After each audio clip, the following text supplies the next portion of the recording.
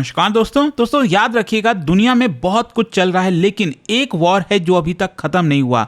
4 साल से ज्यादा हो चुका है रशिया यूक्रेन वॉर को, और ये कब खत्म होगा, अगले 1 साल में, 4 साल में, 10 साल में, किसी को कोई अंदाजा नहीं। और इनफैक्ट ये वॉर कम होने के बजाय लगातार एस्केलेट होता जा रहा है। सोच के देखिए, रशिया ने अब तक का one of the biggest attack किया है यूक्रेन की कैपिटल कीव के ऊपर। आप देख सकते हो ये खबर, Russia hits Ukraine with Oreshnik missile in one of Wars biggest attacks on Kyiv. इसको थोड़ा सा हम डिटेल में समझेंगे कि ये क्यों इतना इंपॉर्टेंट है। ये ओरेशनिक मिसाइल एग्जैक्टली है क्या, इससे नेटो को क्या खतरा है, वो सब कुछ मैं आपको डिटेल से बताऊंगा। चलिए आगे बढ़ते हैं, लेकिन उससे पहले दोस्तों आप सबको बता दूं कि कल यहां पर यूपीएससी प्रीलिम्स खत्म हुआ है और अब आपके पास एग्जैक्टली 1 साल है 2027 की तैयारी के लिए। अगर आप 2027 में यूपीएससी का एग्जाम दे रहे हैं, 27 मई से हमारा नया बैच स्टार्ट हो रहा है। इसके अंदर प्रीलिम से लेकर इंटरव्यू तक की पूरी पढ़ाई कराई जाती है। 18 बुक्स का पूरा सेट आपके घर पर भेजा जाता है। और अभी स्टडी आईक्यू ने स्मार्ट मॉडल यूपीएससी का कोर्स लॉन्च किया है। इसके बारे में अगर और जानकारी चाहिए, ये फोन नंबर है, यहां पर आप कॉल कर सकते हैं एंड यूज करिएगा कोड अंकित लाइव मैक्सिमम डिस्काउंट के लिए। चलिए शुरुआत करते हैं। सबसे पहले देखते हैं इसके बैकग्राउंड के बारे में।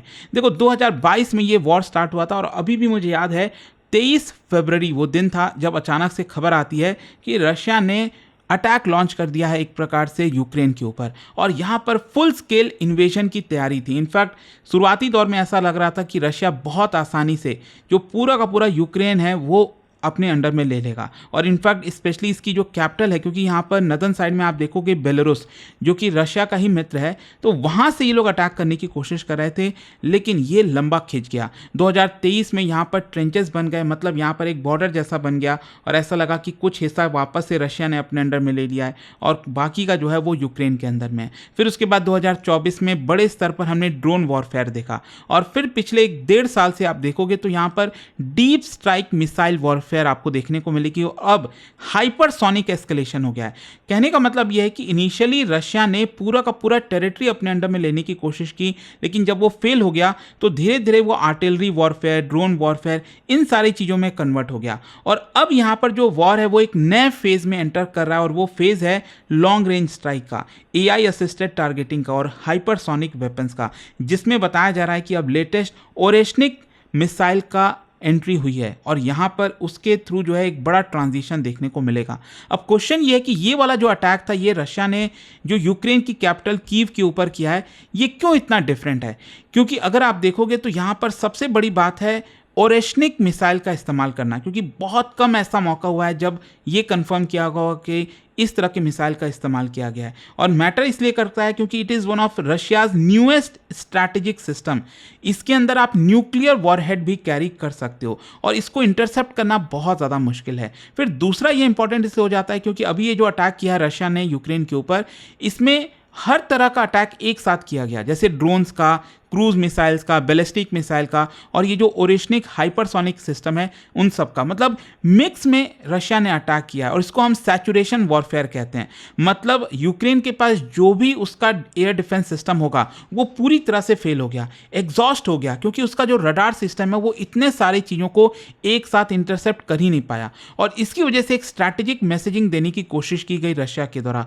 मतलब ये अटैक तब हो रहा है जब पीस टॉक्स चल रहे हैं। ट्रंप पता नहीं कितने महीनों से ये बात कर रहे हैं। इनफैक्ट जब वो दूसरी बार राष्ट्रपति बने डोनाल्ड ट्रंप, उसके पहले उन्होंने क्या बयान दिया था, मेरे प्रेसिडेंट बनते ही यूं चुटकी में इस वॉर को खत्म कर दूंगा। लेकिन उनको भी ये बात समझ में आ गई। ऑल्दो आपको याद होगा अलास्का में मीटिंग भी हुई थी पुतिन और ट्रंप के बीच में, फिर भी कुछ नतीजा नहीं निकला। तो एक प्रकार से रशिया अब यहाँ पर डेमोन्स्ट्रेट कर रहा है कि it can escalate further if necessary. और यहाँ पर आप देख सकते हो ये बेसिकली बताया जा रहा है कि यूक्रेन ने अभी रिसेंटली बहुत डीप में जाकर जो ड्रोन्स हैं उसके थ्रू स्ट्राइक की रशिया के ऊपर। मतलब दोनों तरफ से ये चीज़ें चल रही हैं। अच्छा, यहाँ पर अब समझने की बात है जिसके बारे में हम बात कर रहे हैं वीडियो में, ओरेशनिक मिसाइल।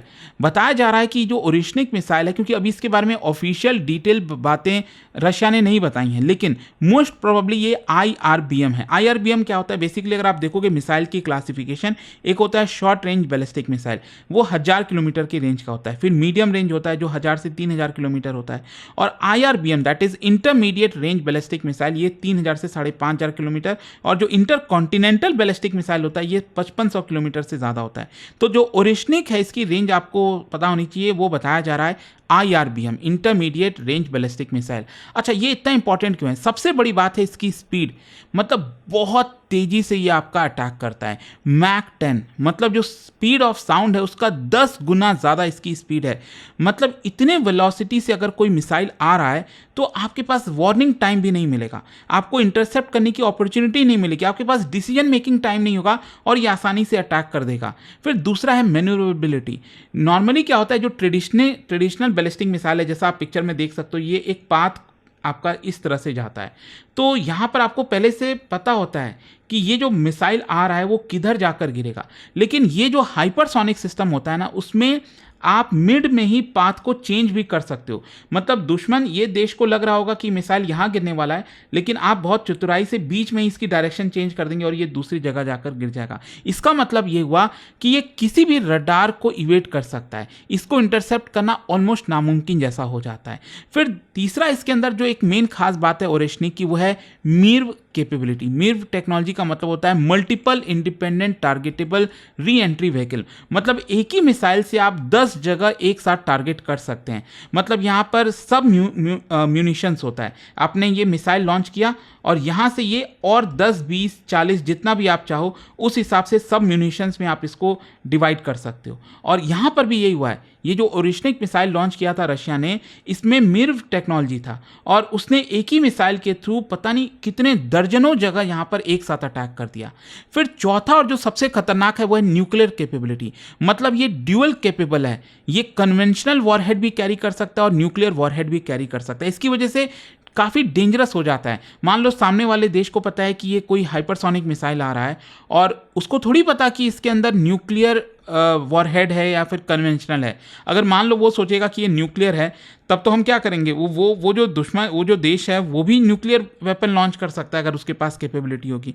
तो इसकी वजह से एस्केलेशन का खतरा बढ़ जाता है। एक्सीडेंटल न्यूक्लियर रिस्पॉन्स भी यहाँ पर हो सकता है। खैर, यहाँ पर अब क्वेश्चन ये है कि रशिया ने फिर इस मिसाइल का इस्तेमाल क्यों किया। सबसे पहला मिलिट्री ऑब्जेक्टिव। रशिया यहाँ पर चाहता था कि यूक्रेनियन जो एयर डिफेंस है उसको पेनिट्रेट करें। जो स्ट्रैटेजिक इंफ्रास्ट्रक्चर है रशिया यूक्रेन की और स्पेशली उसकी जो कैपिटल, उसके ऊपर स्ट्राइक किया जाए। वो डेमोन्स्ट्रेट करना चाहता है कि यहाँ पर जो डिफेंसेस है यूक्रेन के पास, वो रशिया के एडवांस मिसाइल्स को रोक नहीं पाएगा। फिर दूसरा साइकोलॉजिकल वॉरफेयर। अक्सर इस तरह की वॉर में साइकोलॉजिकल वॉरफेयर बहुत ज़्यादा मायने रखती है, क्योंकि रशिया यहाँ पर दिखाना चाह रहा है कि देखो, हम ऐसा प्रहार करेंगे आपके ऊपर कि आप उसे उभर नहीं पाओगे। मतलब यहाँ पर रेसिस्टेंस जो है वो बहुत कॉस्टली होगा और नेटो को भी एक प्रकार से मैसेज है that your missile shields are vulnerable. आप कोई भी डिफेंस सिस्टम लगा लो, वो उसको रोक नहीं पाएगा। और रिटेलिएशन का भी नैरेटिव है। मैंने आपको बताया ना, यहाँ पर बेसिकली यूक्रेन ने भी अटैक किया रशिया के ऊपर। इनफैक्ट ये जो लुहांस्क वाला रीजन आप देख रहे हो, जिसको डोनबास कहते हैं, ये डोनेस्क और लुहांस्क, वहाँ पर भी ड्रोन के थ्रू जो है ये अटैक किया गया था, जिसकी वजह से ऑल्दो यूक्रेन ने इसको डिनाई किया है कि उसने सिविलियन एरियाज़ के ऊपर अटैक नहीं किया, लेकिन रशिया का कहना था कि आपने सिविलियन एरियाज़ के ऊपर अटैक किया और इसीलिए हमने इसका हमला किया, जवाब दिया। और फिर नेक्स्ट है आपका टेस्टिंग नेटो सिस्टम। हो सकता है रशिया ने ये हाइपरसोनिक मिसाइल इसलिए लॉन्च किया ताकि वो देख सके कि जो नेटो के एयर डिफेंस सिस्टम लगे हुए हैं यूक्रेन में, क्या उसको रोक पा रहे हैं कि नहीं, क्या वो किस तरह का रेस्पॉन्स हो रहा है। हो सकता है उसको स्टडी करने के लिए भी रशिया ने ये किया होगा। अब क्वेश्चन ये है कि ये जो अटैक किया रशिया ने, क्या इससे कुछ डैमेज हुआ? बहुत भारी भरकम नुकसान हुआ। एक ही साथ आप सोचो एक मिसाइल से कई सब म्यूनिशंस निकले और apartment buildings, schools, markets, museum, water facilities, government buildings, cultural institution, ये सारे मतलब ढेर हो गए, मतलब ख़त्म हो गया एक प्रकार से। तो ये वन सिंबॉलिक टारगेट, इसमें एक और चीज़ था, वो था चेरनोबिल म्यूजियम। आपको याद होगा चेरनोबिल वाला जो हादसा हुआ था, न्यूक्लियर डिजास्टर हुआ था 1980s में, लेट में, तो चेरनोबिल भी आपका यूक्रेन में ही है। तो ये साइकोलॉजिकली काफ़ी सिग्निफिकेंट है कि आपने चेरनोबिल का जो म्यूजियम है उसको भी एक प्रकार से ख़त्म कर दिया। अच्छा, यहाँ पर एक चीज़ को लेकर डिबेट हो रही है, वो है सिविलियन और मिलिट्री टारगेट। रशिया ने ये कहा है कि मिलिट्री फैसिलिटीज़ जो हैं उसको टारगेट किया गया था, लेकिन यहाँ पर जो यूक्रेन और जो वेस्टर्न गवर्नमेंट है उनका कहना है कि नहीं, आपने कीव में जो सिविलियन इंफ्रास्ट्रक्चर है उसको टारगेट किया। मतलब यूक्रेन ह्यूमैनिटेरियन इश्यूज लेकर आ रहा है, लेकिन रशिया कह रहा है कि नहीं, हमने तो सिर्फ मिलिट्री जो फैसिलिटीज़ थी उसके ऊपर अटैक किया। और ये जेनेवा कन्वेंशन में आ जाता है, उसमें साफ साफ कहा गया है कि आप मिलिट्री टारगेट करोगे, ना कि सिविलियंस के ऊपर टारगेट करोगे। और साथ ही साथ यहाँ पर अगर सिविलियंस के ऊपर टारगेट होता है, मतलब ये वॉर क्राइम में आता है, लेकिन इसको प्रूव करना थोड़ा सा मुश्किल हो जाता है। खैर, यहाँ यहाँ पर अब क्वेश्चन ये है कि ये नेटो के लिए कितना मायने रखता है। सबसे बड़ी बात यहाँ पर यह है कि देखो हाइपरसोनिक गैप दिखाता है। रशिया के पास इस समय ज़्यादा ऑपरेशनल हाइपरसोनिक मिसाइल है then compare to NATO countries. अब क्या है कि ऑलरेडी यूएस जो है वो नेटो को एक प्रकार से छोड़ने की कोशिश कर रहा है, कुछ ज़्यादा मदद कर नहीं रहा है ट्रम्प के अंडर में। और दूसरा एक और चीज़ समझिएगा, बेलारूस में डिप्लॉयमेंट। ये जो बेलारूस आप देख रहे हो ये रशिया का मित्र है, तो यहाँ पर क्या होता है कि एक प्रकार से उसने हाइपरसोनिक जो मिसाइल है ओरेशनिक उसको यहीं पर डिप्लॉय कर रखा है। और अगर आप देखोगे बेलारूस की जो बॉर्डर है पोलैंड के साथ, लिथुआनिया, लैटविया इनके साथ मिलती है, तो इनके लिए और ज़्यादा खतरा बन जाता है। तो ये एक प्रकार से मैसेज भी है नेटो के लिए कि आप भी यहाँ पर बच नहीं पाओगे। अच्छा, इसके अलावा यहाँ पर अब क्वेश्चन ये है कि पीस टॉक के ऊपर कितना असर आएगा। देखो ये जो स्ट्राइक है वो उसकी वजह से पब्लिक ओपिनियन और ज़्यादा सख्त हो जाती है, नेगोशिएशन करना और मुश्किल हो जाता है, डिस्ट्रस्ट हो जाता है कि आप एक तरफ बातचीत कर रहे हो पीस की और दूसरी तरफ ये अटैक कर रहे हो। तो ये अटैक कहीं ना कहीं और चीज़ों को कॉम्प्लिकेट कर देगा, क्या सीज फायर हो पाएगा कि नहीं, यूएस का जो मीडिएशन एफर्ट है वो कितना सक्सेसफुल हो पाएगा।